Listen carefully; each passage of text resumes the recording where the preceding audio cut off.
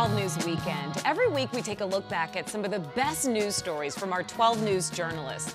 On today's show, a legend in the Phoenix food scene celebrates her 103rd birthday. We are catching up with Mrs. White. And then coming up a little bit later, high up in the northern Arizona pines, scientists are digging into the snow there to find out how much water our state's future holds. But first, the world's first armless pilot is getting ready for her next takeoff in a brand new plane that was made especially for her. 12 News journalist Kyle Simchuk has her story.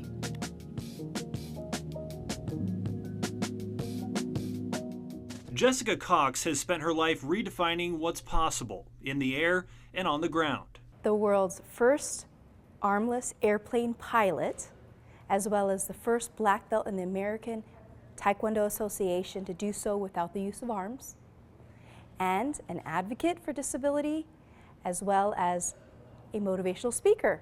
Born without arms, her roots are firmly planted in Arizona. I'm a wildcat. I know I should say that very quietly over here in Phoenix, but I am born and raised here in Arizona. Over time, Cox says what once made her self-conscious became her greatest strength. But I realized that the fact that I do cause curiosity, some attention, is actually my greatest gift. And a gift that I can learn to be proud about, that I could be confident about, and also impart that on the next generation of children born without limb differences. That confidence eventually carried her into the cockpit, even though she was terrified of flying. The pilot asked me to take my shoe off and try to slip my toes around the yoke. He said, "You're flying the plane," and it just hit me like, wow, I need to become a pilot. And it just changed my life and what I thought was possible. From that moment on, she eliminated "I can't" from her vocabulary. Cox has been flying entirely with her feet for the last 17 years, logging hundreds of hours. But her plane comes with limits. The plane that I'm flying right now is called an Ercoupe. It's a 1946, very old technology. It cruises at about 85 miles per hour. That's why she's now preparing for a major milestone, a brand new aircraft known as the Impossible Airplane. It'll be faster, roomier, and fully customized. Literally be like a custom shoe that I slip my left foot into to control the yoke. All of it tied to her nonprofit, Right Footed Foundation, and its mission. Serves children without arms. And we also have the dressing hook. And the dressing hook is the single tool out there to help people without arms get dressed on their own.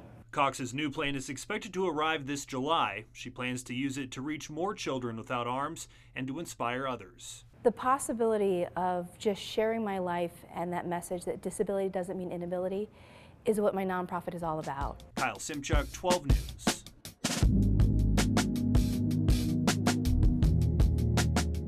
This is the place that started it all for the White family. Mrs. White's Golden Rule Cafe in the heart of downtown Phoenix. And its origin story is quite similar to many other growing families in the early 1960s. We take care of my kids, take care of us. Yeah, we had to have some means of livelihood and living and school clothes and roof over our head. So we opened the cafe. White tells me the business idea had originally stemmed from her brother. The restaurant at one time was his, before he closed it down and moved out of the area. He gave me permission to go forward in the place that he left. And so that's how we got started in the cafe. It opened at a time when White's granddaughter Kiana tells me the area was a predominantly black community, but it became a safe space for people from all walks of life. Black coworkers would come in and be like, "Oh, can I bring my coworker here to eat, Miss White? You know, well, he's a white guy."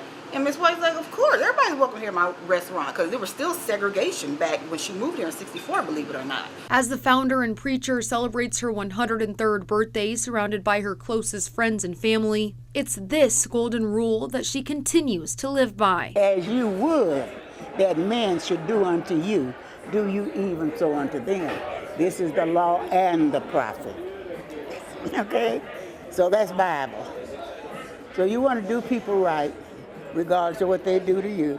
Do them right, stay humble, and God exalts you. Today, the downtown Phoenix business continues to live by that rule as well, hiring people in need of a second chance. formerly incarcerated individuals, ex-felons, and the list goes on. And while Kiana White continues to do what she says are the day-to-day operations, the 103-year-old founder is still very much involved. She's even still driving to and from the place she started from the ground up. Be consistent with yourself and your business. That's the best way to do it. In Phoenix, I'm Tiani Jadling, 12 News. And coming up, a teenage boy remembered in a wall that heals. How a Valley Church's tribute is inspiring Arizona's youth to see history in a new light.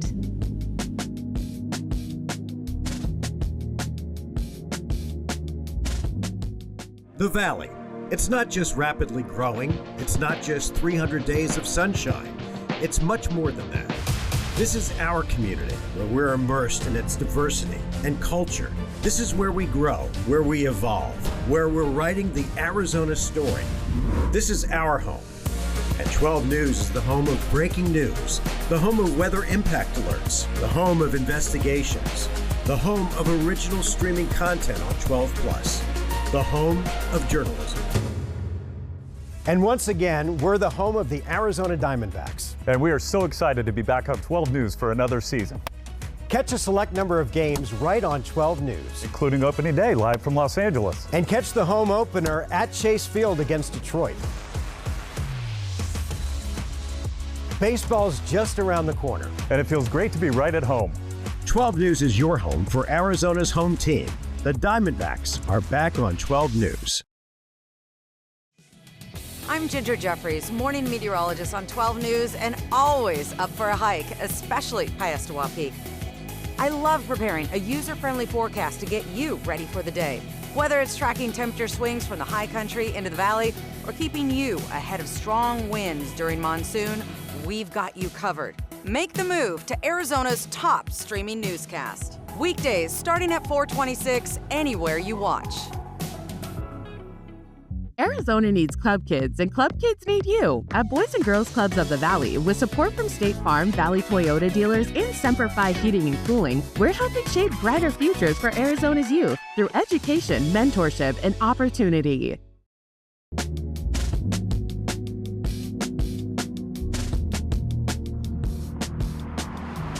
Drivers on 40th Street in South Phoenix can't miss it. The AME Church is a social action ministry. This bold new mural stretches across the west wall of Greater Bethel AME Church. In a season and a time where history is being erased, lest we forget. The mural tells the painful story of a teenage boy from Chicago whose name would become larger than life. We still need to be reminded. Emmett Till was kidnapped and murdered in 1955 while visiting relatives in Mississippi. His mutilated body was discovered in a river. Emmett's killers went free. At that time, when I was a kid, you had to be careful. Careful with, where you went, what you said. 70-year-old Regina Arthur remembers segregation firsthand. Today, she stands in front of a mural that reminds her how far we've come and how far we still have to go. Yes, God. Yes. After Sunday services, churchgoers left handprints beside a peace sign, symbols of unity and hope. He was young, he was around my age, and he got beat just for the color of his skin. The mural was created by Arizona artist Maggie Keene. It's part of the Black History Month mural project, a collaboration led by the Shining Light Foundation. It's such a horrible story. You have to honor this child and this family. Keene worked with the Till family in Chicago to humanize Emmett. He was a teenage boy who loved baseball, his bicycle, and walking his grandmother home from the store. We do a design, send it to the family, and they say, he played baseball a lot. This poignant telegram to then President Dwight D. Eisenhower was a plea for White House action after Emmett was lynched. My people caused this. If there's any way that I can give back, that's how I want to do it. In South Phoenix, Bram Resnick, 12 News.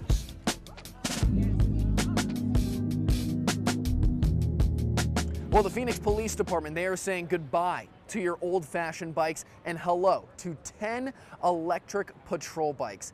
This is what they are unveiling today, and they plan on using this in a 1 square mile radius in the heart of downtown Phoenix. So the police department is adding these so they can have better access to congested city areas like parks, parking garages, and large commercial spaces so they can help deter crime. Now, some of the equipment that you can find on this bikes, they have the red and blue emergency lights, and these can actually get up to 28 miles an hour. And then you'll see them be able to get from one end of that 1 square mile radius to the other in just about 2 minutes. Now, we spoke with Phoenix Police Assistant Chief Brian Lee about how instrumental these are. It can get quite congested. So the ability to use a bicycle that can get from point A to point B very quickly and efficiently, instead of having to try to direct a large Chevy Tahoe through the downtown traffic, navigating all the obstacles that the downtown provides, the bikes make it much more effective and much more efficient. Assistant Chief Lee also told me that it took about 6 to 7 months to finally get these e-bikes operational. And they also had a little bit of help from the Tempe and Scottsdale Police Department that already had some e-bikes. But now Phoenix PD, they're ready to use this, especially with the women's Final Four coming up in just a couple of weeks. Here in Phoenix, Troy Lynch, 12 News.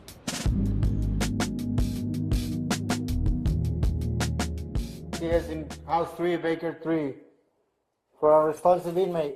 This is video never seen by the public before, captured in a new way.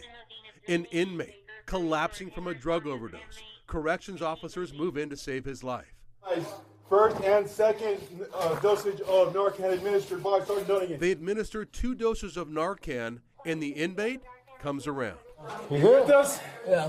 Hey, welcome back. This video captured by a brand new tool being used inside Arizona's prisons. Body cameras just put into service. You have this, and I can see right here, this is the spot where the camera goes right here. Correct. This one's flashing. So these are all the cameras Correct. here. And this one's flashing, this is the one that I would use. That's the one you would take. All right. So I can see that's flashing green right now. What does that mean? Passive, so it passively records. So right now, everything's being recorded that I have this on right now. Yes. The cameras are worn by corrections officers as they walk the grounds of the highest risk prisons in our state. We don't have the greatest reputation sometimes, so basically this helps, this is another set of eyes. Right. So it keeps everybody honest. The cameras record both video and sound. The signal is even monitored at a central command center in Phoenix, so corrections officers can see what's going on at virtually any prison at any time. It just mitigates that tension in the atmosphere in an environment that is notoriously tense. Dr. Ryan Thornell runs Arizona's prison system. You know, if I know you have a camera rolling on your chest right now pointed at me, I'm going to think twice about what I say to you. I'm going to think twice about how I interact with you. So our staff are having to go hands-on less and use less force.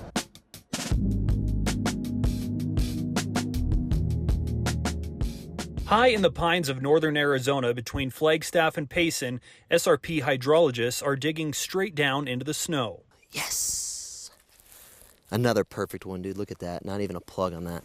At the Happy Jack Snow Survey site, SRP field hydrologist Zachary Keller isn't just measuring how deep the snow is, he's measuring how much water is locked inside it. We are out here measuring the snowpack so that we know how much water is sitting in the snowpack ready to run off and come into our reservoirs. 10 inches of snow equals about 2 inches of water.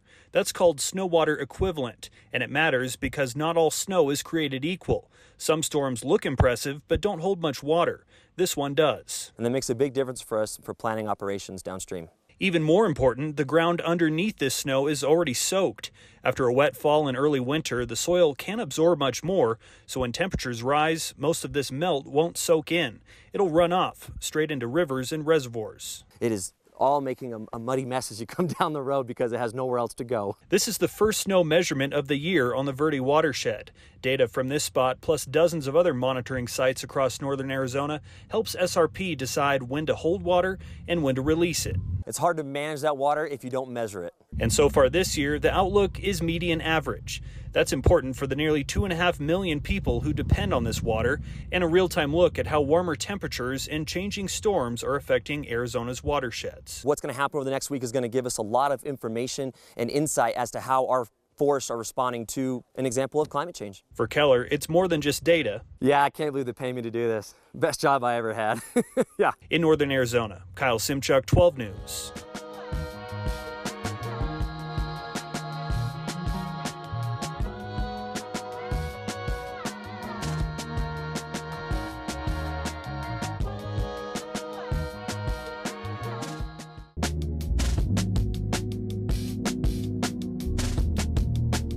Right now, there's a broader movement among Gen Z buyers who are reshaping the market with new expectations and financial strategies. For many young adults, owning a home feels out of reach. Gen Z is increasingly proving that wrong. According to the National Association of Realtors 2025 Generational Trends Report, Gen Z now makes up 17% of all home buyers nationally. I feel like I've always wanted to own a home. Catherine Hernandez is one of them, buying her first home in Phoenix at just 23. I think I've always been a saver. She used grant funding, strategic savings, and first-time buyer programs through Copper State Credit Union, all while navigating rising housing costs. So thankful that it worked out and I was able to purchase something within my means, and it's just been amazing. Lenders like Copper State are stepping up with flexible options, low down payment mortgages, grant assistance, and financial counseling. VP of Mortgage Lending Shelley Vance says the biggest obstacle isn't finances, it's misconceptions. We do loans in our industry all the way down to 620. There are some circumstances it goes below, but we'd also like to have that conversation and find a way to get you ready. She says a lot of buyers don't realize they need more than just a down payment. If you're going in with a down payment, there's closing costs, and those closing costs can add up really quick. And the myth that you need 20% down? Long outdated. In today's market, we have 100% financing loans. Sometimes the circumstances are right for it. Vance also says buying isn't always better than renting. It depends on your situation. You have to look at your lifestyle. It is the best way to develop wealth in our society today, but it's not necessarily for everybody. For Catherine, asking the right questions opened the door. With enough intention and the right people on your side, you can totally do it. As always, if you have any money-saving topics that you would like us to look into, email us at money@12news.com. Trisha Hendricks, 12 News.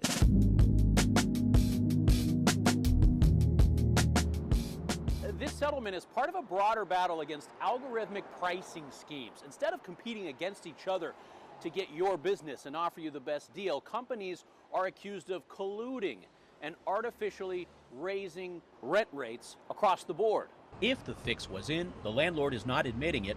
Widener Property Management, which operates this downtown apartment complex and more than 24 others around the state, agrees to a $1 million settlement with the Arizona Attorney General's office. They admit no wrongdoing. Law enforcement accused the company of taking part in a price-fixing scheme to jack up rent. We are here to send a signal that you cannot cheat Arizona renters. Attorney General Chris Mays says the settlement is just the beginning. 8 more landlord companies, along with the real estate software company RealPage, are also being sued. Mays accuses RealPage of coordinating the scheme. RealPage denies wrongdoing. The Department of Justice recently settled with RealPage without a financial penalty. Mays says her office is not going to be as lenient. You are not going to get the same treatment that RealPage got from DOJ. We're not giving up on this case. We're going to fight for renters. We're talking about people's livelihood here. Wyatt Mesmar applauds the settlement. A home remodeler, he worries inflated rent hurts consumers' buying power. We have so many people that can't buy homes, and on top of that, they're being taken advantage of in the way of rent inflation. There is also an effort at the state legislature to prevent price fixing.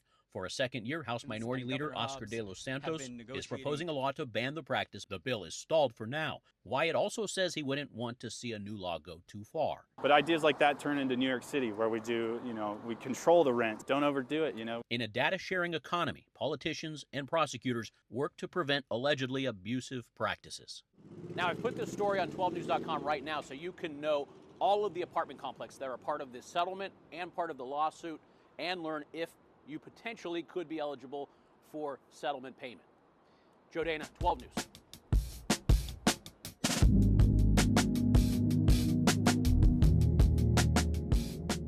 On one hand, it feels like nature is healing. An 80-degree day in Scottsdale with the D-backs taking on the Dodgers and Zach Gallen on the mound. On the other hand, there's still a lot of healing that needs to be done, with news today that Merrill Kelly will miss opening day. It made Gallen's start all the more important. A matchup against LA that could be a preview to March 26 at Dodger Stadium.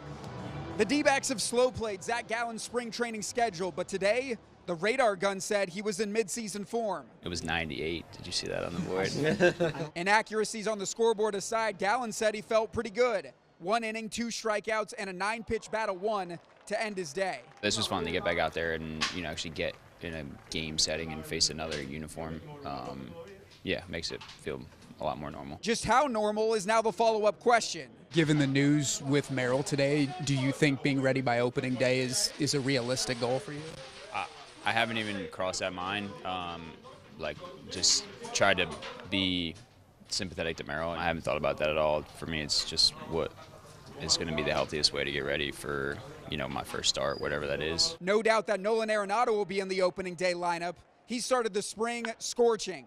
Another double to the corner gave the D-backs an early lead. Feel like you made a good first impression so far in your teammates? Yeah, I mean, I hope so. I mean, you know, at the end of the day, you know, I'm just trying to show up and get my work in, help these guys out, and help us win, and that's the goal. Ryan Waldschmidt continues to make winning plays as well. Everyone knows the D-backs' top prospect can rake. A sliding catch and left shows he's the total package. How much fun are you having right now? How much are you enjoying your first spring training with the big league club? Yeah, you know, it's been great. Getting to know these guys, you know, day by day, getting more comfortable with all the guys on the team and the coaching staff. I think it just really allows me to go out there and just play my game. Waldschmidt wants to show he's ready for the show. His spring highlight reel could need a tape measure soon. At the end of spring training, we'll see what happens, but I'm just going to go out there and just continue to have fun and let them make that hard decision at the end of camp. Today was the first time this spring we saw the outfield combination of Waldschmidt in left, Jordan Lawler in center, and Drew Jones in right. Three highly touted prospects who the D-backs hope turn into future stars. At Salt River Fields, Jake Garcia, 12 Sports. And thanks everyone for watching. A reminder, new episodes of 12 News Weekend premiere every Friday on 12 Plus. You can also watch past episodes on the app. Just download 12 Plus on your TV devices and you can watch for free. I'm Karima Devine. Have a fantastic rest of your weekend.